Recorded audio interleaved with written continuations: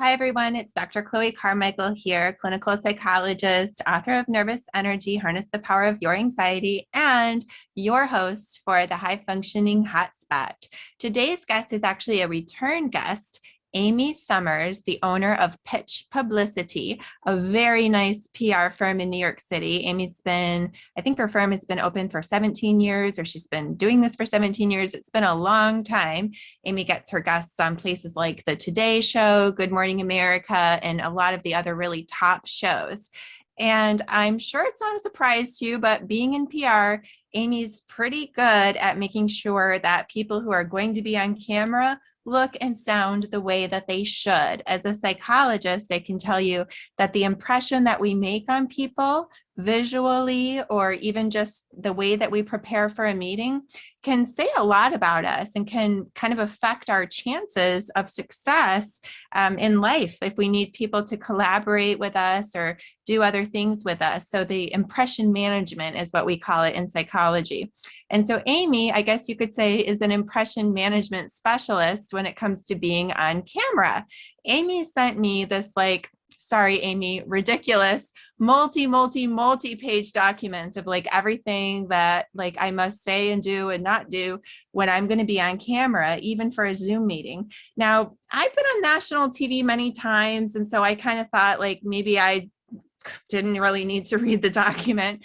That was a mistake. Amy has a lot of really good information in the document, but I am kind of, I don't want to say lazy, but I just asked Amy as a special favor, Amy, would you walk me through the document, please, so that I don't have to read this multi-page document by myself? And could we do it on camera so that everybody else at the High Functioning Hotspot can learn from a PR pro how to get ready for being on camera, whether it be for TV or for just an important Zoom meeting. So that is what we're going to be checking out today here with high functioning Amy Summers, going through how to look and sound very high functioning when you're going to be on camera, whether for Zoom or for national television. So without further ado, let's go ahead and get started. Amy Summers, thank you so much for joining me again here on the High Functioning Hotspot to share with us how we can come across as our most polished, high functioning selves when we have to be on camera for any reason, which nowadays is almost every day since we all have to be doing Zoom constantly. So if you're going to be on TV, Amy's Pitch Publicity virtual interview presentation tips and checklist is an absolute must. And even if you're just going to be in a regular old Zoom meeting, but you want to look and sound your best, I think that this is a good guide. So Amy actually sent this to me and I said, oh my gosh, Amy, this is 1, 2, 3, 4, 5, 6. It's a lot of pages. It's a lot of content. So I thought, why don't I just go through this with Amy on the air? Because I think a lot of other people out there would like to know these tips too. So we're going to have a link in the show notes for where people can download their very own copy of this. But so let's just go ahead and start. So it says 5 days before the interview, you choose a simple chair and do your background check, which is so important that people have to have a good background, and that they have to select the right attire. Now, I see that it says to wear a solid colored top, right? Why is that? Well, you just want to, it's the same as if you were going to be on a TV interview. Solid colors are always better. Pick a solid color that looks really good on you. You and I are wearing a basic black, which is great, but also colors are very good too, because it can really pop you. But you should really test it out on Zoom and make sure it's not clashing with your background as well. Mm-hmm, definitely. Sometimes stripes and polka dots and different things can be very distracting. So that's why I say solid colors. If you have a solid color, there's not much distraction and the focus is on you and what you're saying. Definitely, definitely. So I'm actually wearing an eggplant colored shirt, but maybe I need to improve my lighting a little bit. I know I actually really do need to improve it. I see my hair flickering. And so then it also says to download the latest version of Chrome. So that's good to know. I happen to use Chrome anyway, but is that from your personal experience, or is that something that networks tell you that they want people on Chrome?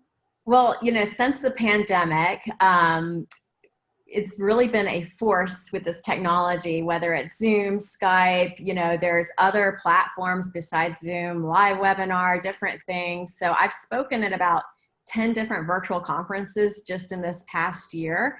And I've also trained, more than a dozen people on how to do media interviews. And, it's been an interesting year to get all this feedback from not only TV stations, but conference, planners and different people with all different ideas, which is part of why I put this tip sheet together, because I've actually learned a lot.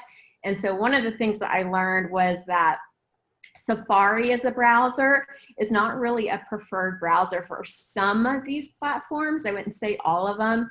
And so just as a general rule, I say Chrome, because it seems to me, in my experience, that Chrome seems to do well on most of the platforms. Okay. And then it says, just cruising through your wonderful guide here, the day of the interview. So we definitely want to have, 15 to 30 minutes of prep time, and plugging in our power source and plugging into the Ethernet if we can. And actually another tip that I'm not sure if I see it here, but it's one that was given to me that was really helpful as well, is to actually, you have to restart your computer, which I think is always a good idea. And I was actually also told to restart my router as well. Have you ever heard that one before? I have not, but a restart is good for everybody and everything. Yeah. So anytime you can restart anything, it kind of clears all the junk and you'll have less problems. Yeah, who doesn't need a restart in life, right? Yeah, the restarting the router was a new one for me, but it was helpful. So, and then looking as well here, I see wear wired headphones. Now, I'm wearing wired headphones, obviously, but I'm curious because I think if I were on TV right now, it would be hard for me to be wearing wired headphones. Do you feel like the wired headphones work for TV, or is that just for like a business meeting? Some TV stations actually require it. So I actually had a expert one time go on and do a TV interview, and I had written in the notes, wear wired headphones, because that's what they were requiring. And she didn't, because she didn't like the way that they looked, and they canceled the interview on her. So I would say definitely follow the directions. If someone's telling you to do it, there's a reason why. And in TV, sometimes they're telling you for TV interviews to wear wired headphones because they might even tell you to plug it into your phone because they're going to use that as an IFB. And that's how they're going to talk to, how the producer might talk to you as well. So it also cancels out a lot of background noise. And it really is a good strategy for most people to use, or for most people to ask people to do if they're not sure what year their computer is, because it just depends. I have pretty good sound on my computer. You can see I'm not using headphones, but right now my puppy's asleep, so that's good. And I have a newer computer, so the audio quality is good. But when you're, we ran a big panel series this year too, our company did. And what I noticed is that with each and every panel, we had like 5, 6, 8 different people on it. Everybody has different computers and stuff. So you don't know what you're dealing with. So a headset is a good idea, and it's better than asking people to wear the AirPods. But if you do wear the AirPods, unfortunately, you really do need to buy the expensive AirPods, not the knockoff ones. They don't seem to work as well. So the AirPods are like second best. If you can't do wired headphones, then AirPods?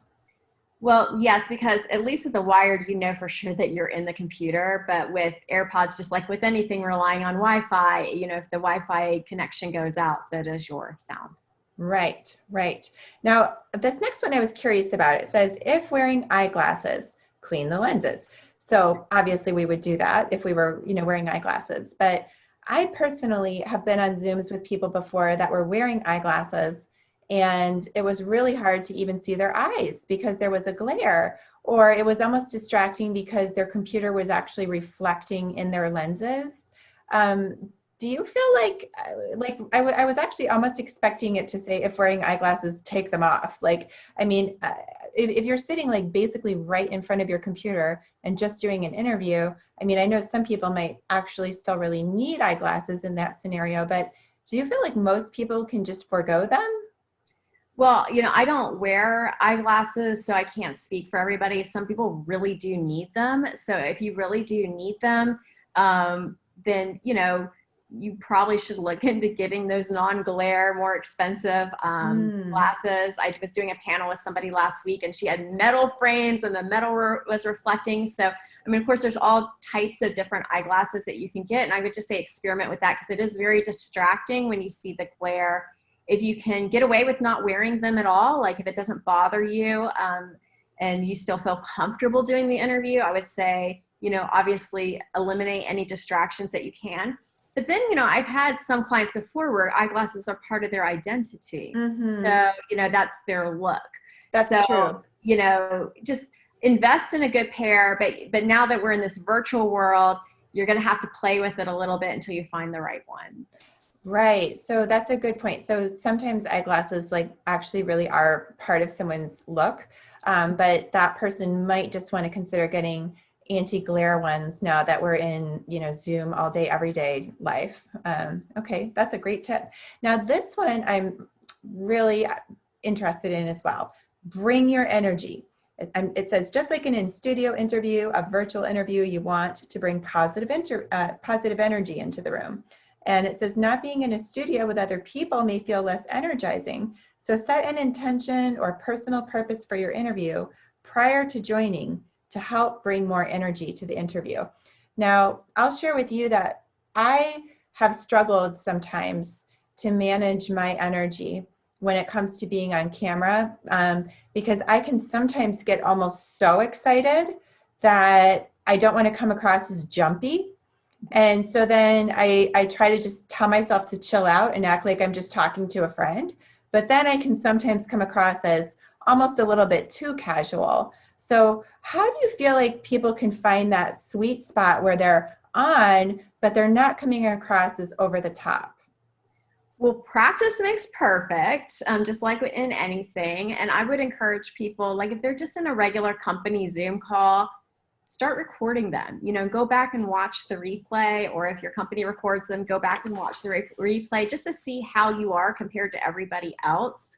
But I do tell people, if you ever took an acting class or, were in drama in school and you had to do anything on stage, they always tell actors, you're going to be a little bit bigger on stage than you would normally be on the street. Because when you're on stage, it may seem like you're making, bold moves, but to the audience, it's regular. And so I find that that's kind of the same way in Zoom. Of course, you don't want to be over the top, like you said, because that would be annoying, because you also have this picture like right in front of everyone's face, which is not normally how we are interacting with people if we are at an in-person event. But you do want to have some energy up, and it's hard. I've spoken at some virtual conferences this year, and normally, you'd get all jazzed up, you'd be in the green room with the panelists ahead of time, or the moderator or the conference people, and then you get on stage and then you have the audience and there's all this energy in the room, right? But when you're doing these things from home, there may not be any energy because you might be by yourself, or you might just have left one room where you just got in a fight with your spouse or argument with your kid, and now you got to go do something. So that's why I'm saying give yourself time to really prep.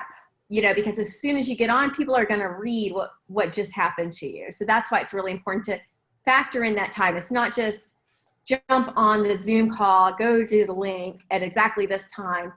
Buffer in your calendar an extra 15 to 20 minutes to get in a zone so you can leave whatever that home environment was that you were just in. Yeah, I like that. As a psychologist, we have what we call environmental cues. And so you're absolutely right that there's something about being in the studio, or like from just in the business world, like being in that boardroom and, feeling like it's showtime.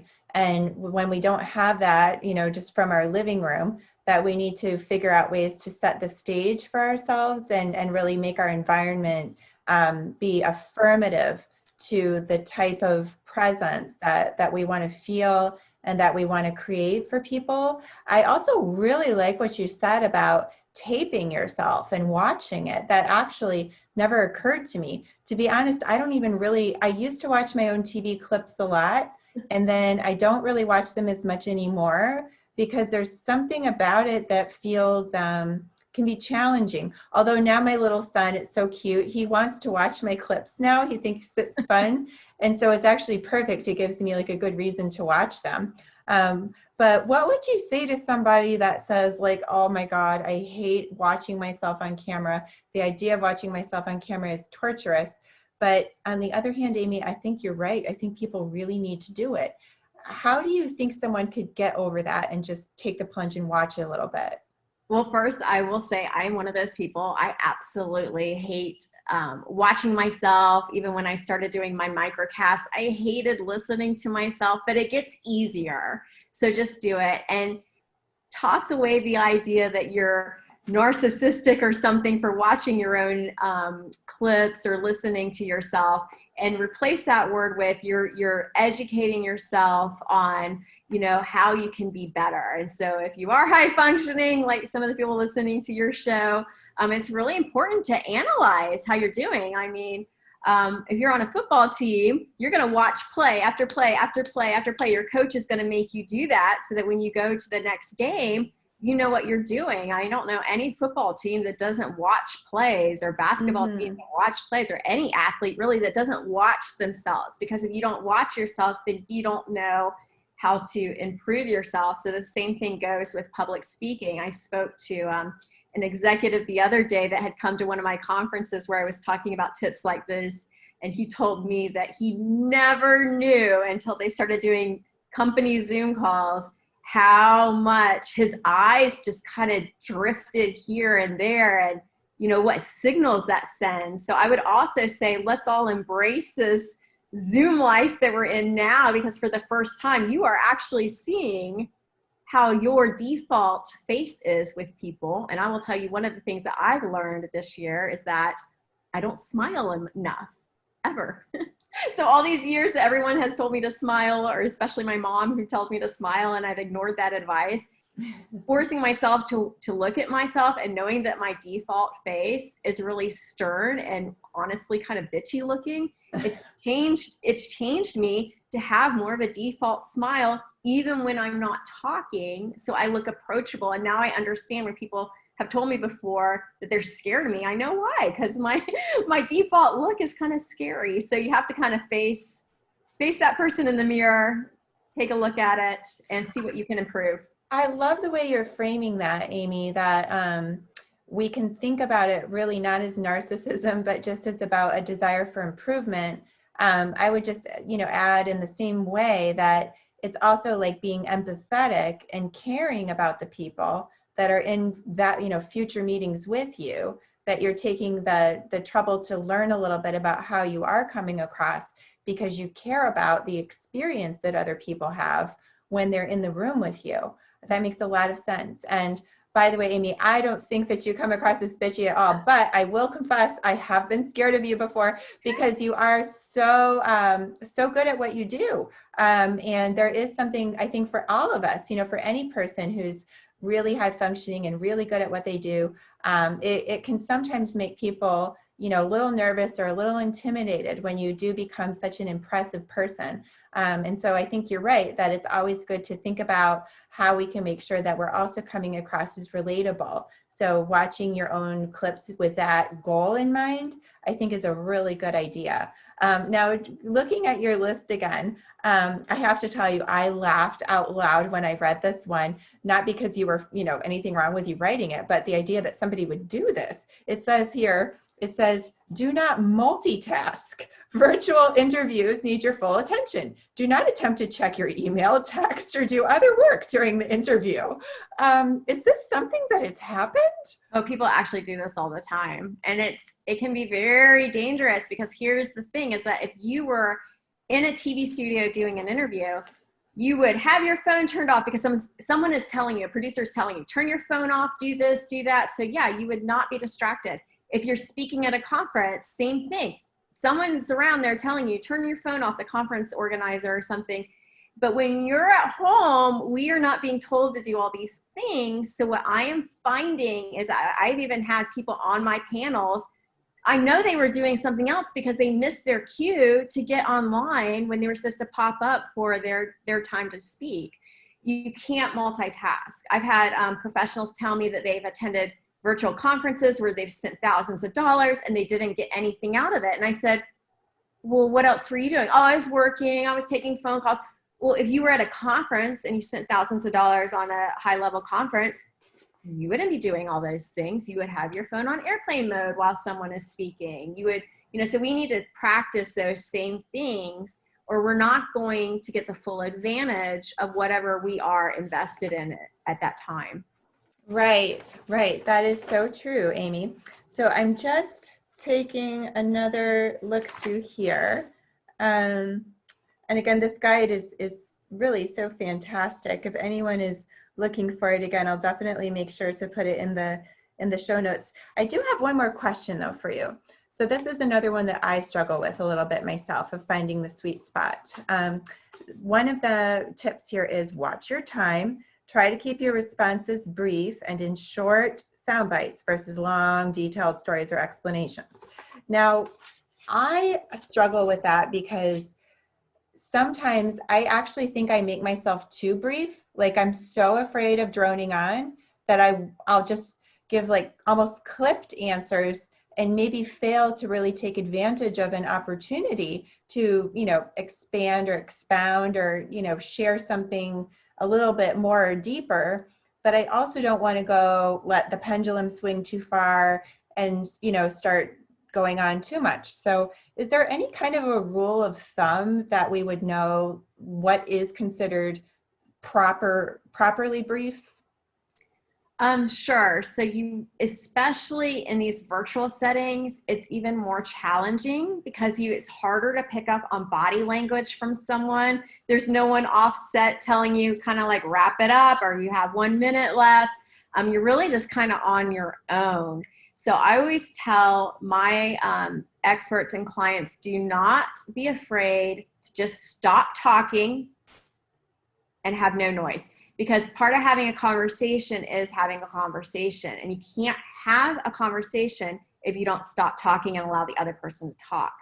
Now, to your point about being too brief or not getting your points across, what I would say to that is if you're preparing for an interview or you're speaking at a conference or you're going to be on a panel discussion, write down 2 to 3 things that you definitely want to get across and write it down. Say it aloud a few times before you go on so it's stuck in your head, and then you will know for sure that I got those points across. So for example, if it's plugging your website, you want to make sure you plug your website and you want to do it in a way that's non-commercial. Come up with a couple of sound bites on a way that you can do that. And so once you do it, you've checked it off your mental list. But definitely let people ask you questions and converse. You will not be asked back to an interview from a media person if you monopolize the entire 3-minute segment. Mm-hmm. Right. So I'm always trying to find that sweet spot. And to your point also about mentally checking things off your list, I'm just going to share one more tip from your list here, which is that you also suggested that people can, quote, fashion their own teleprompter so they can actually have their points almost like post-it noted to the side of their computer or wherever they want. So that way, once they've made their point, they can take that post-it note down or like literally cross it off so that they can make sure that they get what they need to come across, and then also not be distracted by stuff that they've already said. So I think that those are some really great tips. And if anybody wants more, we'll definitely put them in the show notes, and you can get them by reading them, or I really highly recommend Amy's microcast. It's a flash briefing. If you have Alexa or Google Assistant, then you can actually have Amy Summers piped into your home, just giving you all kinds of great tips every day, which I personally find very inspiring. So Amy, thank you so much. And is there anything I haven't, by the way, asked that you wanted to share, or are we at a good stopping point? I think it's a good stopping point. I really appreciate being on the show. Well, thank you so much for coming, Amy. Always great to be with you. Take care. Thanks. Well, that was very interesting. I certainly learned a lot. I hope that you did too. I would say for me, one of the things that's helpful is to, prepare and learn about being on camera. And then as soon as I get in front of the camera, I actually try to forget everything because I don't want to be, too stiff or too, confined. But at the same time, I do think all of that prep work and having all that knowledge kind of stored in the back burner is what really helps to just, come out and be your natural self on camera, but have it come across in the very best possible way. So I hope that you enjoyed that. Feel free to let me know in the comments section. It bumps me up in the algorithms. The more comments and likes and shares I get. So if you know anybody that wants to look and sound their best on camera, or if you want to drop any kind of comment, I would certainly love to hear from you, not just from the algorithms, but because I just love hearing from people. That's why I became a psychologist. So thanks so much. And I will see you at the next episode of the High Functioning Hotspot.